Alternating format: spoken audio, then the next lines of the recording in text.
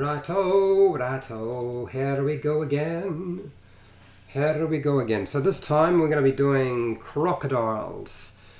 The things that hide in the water. And like most of my videos, they're going to be pretty short, really quick today. I can't muck around. For obvious reasons, I guess it's more to do with the fact that I just have to get this done quickly because dinner is on its way, so I want to go and have some food.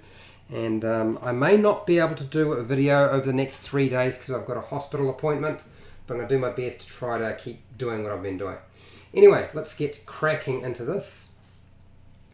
Hi, welcome to How to D&D. My name is Fred Wheeler, and today I want to talk about Dungeons & Dragons 5e, and we're doing monster tactics for the giant crocodile. So if you turn to page 324 of the monster manual, it gives you the stat block for the giant crocodile, which is, well, it's more powerful and stronger and got a couple of other options that you didn't have compared to the standard crocodile.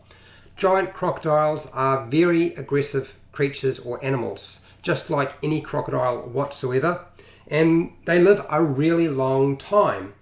So therefore, play them smart. They are not a stupid creature. They know what they're doing. That's why they manage to live for as long as they have.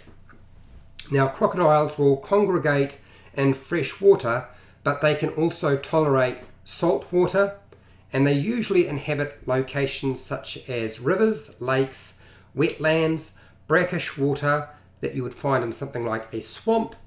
They are an ambush predator. So they set up ambushes, they use stealth, they hide. Now I know it sounds strange, you're talking about a giant crocodile, it's so large. How do you hide something like that? Well, you're going to use water because they tend to hide below the surface of water. Then they will rush out, attack, grab their food once it gets close enough. Now the crocodiles aren't just predators who hunt. They will scavenge, they will feed on carrion or dead flesh, and they will steal prey or meat or carrion from other predators given the chance. If they can get away with it, they will do it. Although the crocodile will bask in the sun because it's cold-blooded, this is unlikely to result in a situation where there's a crocodile attack, probably because they'll be too far away. Now, a normal crocodile moves a lot slower than a normal creature. So your party members have a speed of about 30 feet. Normal crocodiles move quite slow. The giant crocodile can move at the same land speed as a PC who has 30 feet because that's its speed, it's 30 feet. But it swims 50 feet, so being in water is where it really wants to be. It is unlikely though, as I said, to result in some sort of confrontation simply because it's sort of a waste of its time. It needs an advantage, whether that be speed or surprise. So basking in the sun and then attacking is unlikely. But being hidden and then attacking, that's a very different story. What is much more likely is for a group of crocodiles to attack and for a giant crocodile to muscle his way in there to try to grab hold of the character when they enter the water or they get close to the water's edge. Or a giant crocodile will hunt alone because it doesn't really need assistance. It's a fairly powerful creature. It's much more threatening than a standard crocodile, and it will simply hunt for prey. Smaller crocodiles won't usually stand a chance against a larger crocodile, so they'll tend to keep their distance. So the crocodile will rush out from hiding, usually from below the water surface, bite onto its victim, and then of course once you've bitten on, you're grappled, which is one of the great aspects of any kind of crocodile. Each one of them have a requirement that you make a bite attack, and if you are successful with a bite attack, you have automatically grappled that particular target, which is awesome. And then they'll drag their dinner back towards the water. One of the things that crocodiles like to do is once they get them into the water, they'll take them down below the water to the bottom, and then they'll flip them over and over again, and they're literally trying to tenderize them jam them under a rock, but also drown them underneath the water. That's really how crocodiles operate, and the giant crocodile is no different. The only difference I would say with regard to a crocodile and a giant crocodile is the fact that it gets two attacks, one with the bite and one with the tail. So when you go for your attack, when you pounce out of the water or come out of the water to attack your target or your prey, I suggest you follow up with the tail first. Go with the tail attack, knock your prey or the characters prone, and then follow up the attack with a bite so you have advantage because they'll be prone. So tail, then bite, so you have advantage with the bite attack.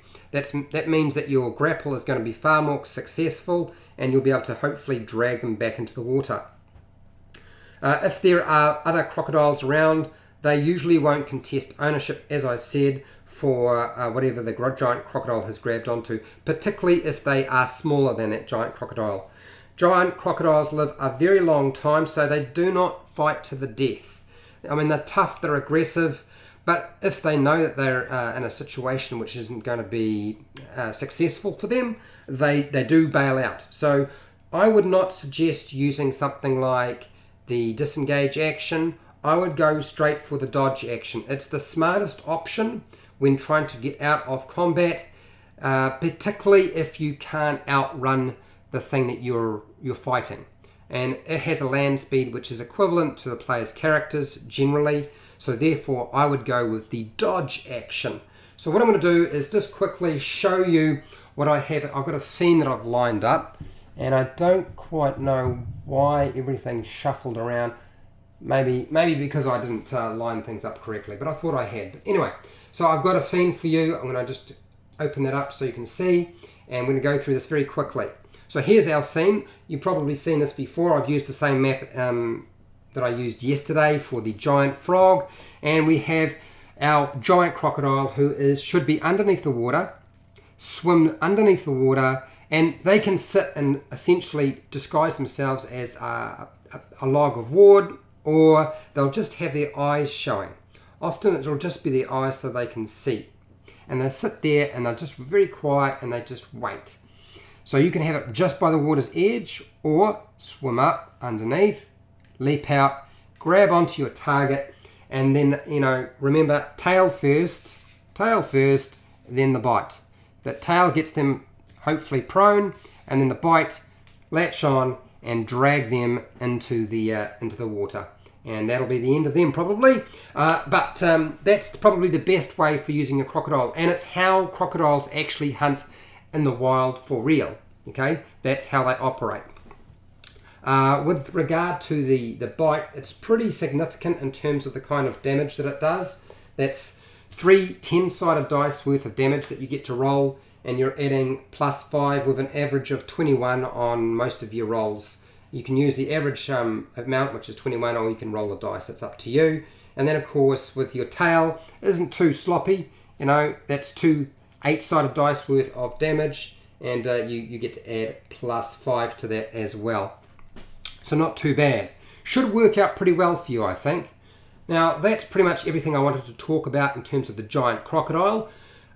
If you found this useful or helpful, please share and like the video. If you're not already subscribed, then now is a good time to subscribe, and also hit the bell button so you get notified when I go live again or when I publish a new video.